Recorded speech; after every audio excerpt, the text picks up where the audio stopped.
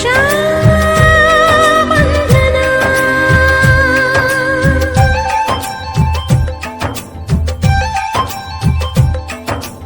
ಅಣ್ಣ ತಂಗಿಯರ ಈ ಬಂಧ ಜನುಮ ಜನುಮಗಳ ಅನುಬಂಧ.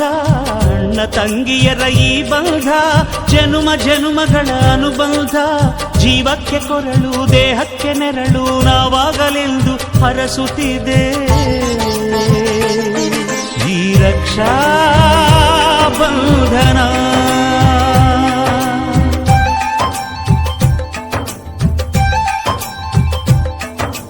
ಬಂಧನವನ್ನ ಆಚರಿಸ್ತಾರೆ.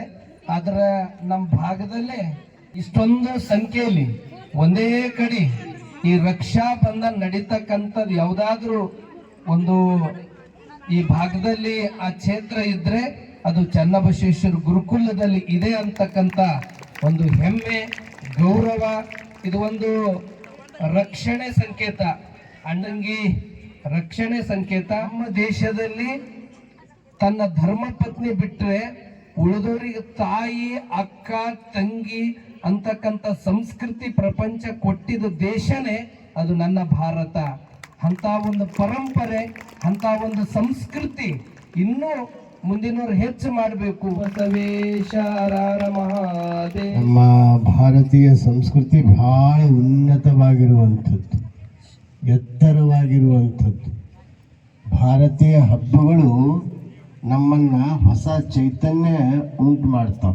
ನಮ್ಮ ಒಂದೊಂದು ಹಬ್ಬವನ್ನ ಮನುಷ್ಯನಿಗೆ ಚೈತನ್ಯ ಶಕ್ತಿಯನ್ನು ಕೊಡ್ತಕ್ಕಂಥ ತಾಕತ್ತು ನೀಡ್ತಾವ.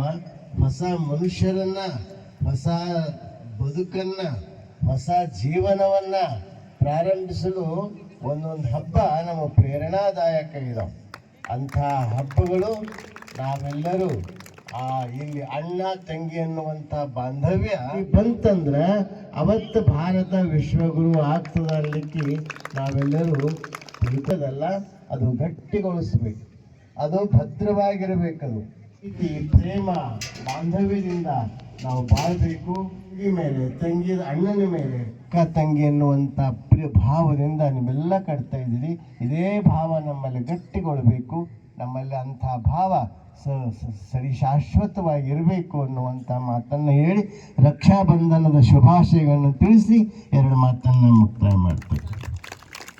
ನೀನು ಬಂಧು ನೀನು ಬಳಗ ನೀನು ತಂದೆ ನೀನು ತಾಯಿ ನೀನು ನೀನಲ್ಲದೆ ಮತ್ಯಾರು ಇಲ್ಲದು, ನೀರಲ್ಲದ್ದು ಹಾಲಲ್ಲ.